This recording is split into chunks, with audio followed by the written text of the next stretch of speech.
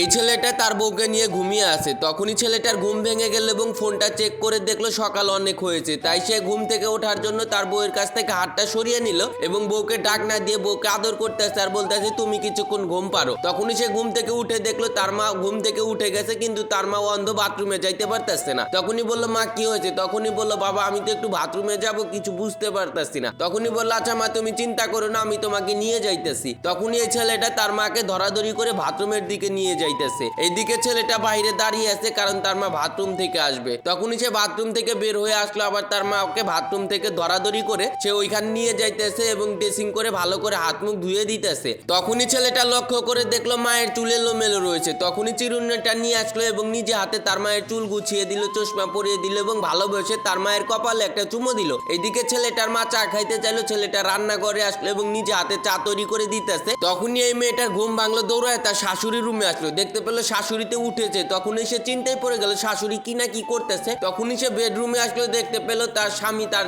শাশুড়ির জন্য চা বানিয়ে এনেছে। আরে আমার ভুল হয়ে গেছে, আমাকে মাফ করে দাও, আমি আজকে বুঝতে পারি নাই, তোমরা তো অনেক কষ্ট করতেছো। আরে তুমি চিন্তা করো না, তুমি ঘুমাইছিলা, উঠলা কেন? একটু বিশ্রাম নিলেই তো পারতা। তখনই এই মেয়েটা চা না খেয়ে নিজে হাতে তার শাশুড়িকে খাওয়াই দিতেছে এবং এই ছেলেটা তার বউয়ের জন্য চা বানিয়ে আনলো আর বললো এটা তুমি খাও, আমি আমার মাকে খাওয়াই দিতেছি। তখনই বউ বললো আচ্ছা তুমি একটু আমার চাটা খাওয়াই দাও। সত্যি বলতে এটাই তো সবচেয়ে সুখী পরিবার, যে কিনা তার মাকে ভালোবাসে, স্বামী স্ত্রীর মধ্যে সুখ শান্তি রয়েছে। সত্যি বলতে আপনাদেরকে বলবো, যদি আপনারা শাশুড়ি এবং জামাইয়ের সাথে ভালোভাবে মিশে থাকতে পারেন, নিশ্চয় আপনারা অনেক ভালোবাসা পাবেন এবং সুখী এবং শান্তিতে থাকতে পারবেন। এই ভিডিওটা শিক্ষামূলক মনে হলে অবশ্যই শেয়ার করে দিয়ে আমাকে সাপোর্ট করবেন। ভালো থাকবেন, সুস্থ থাকবেন, আল্লাহ হাফেজ।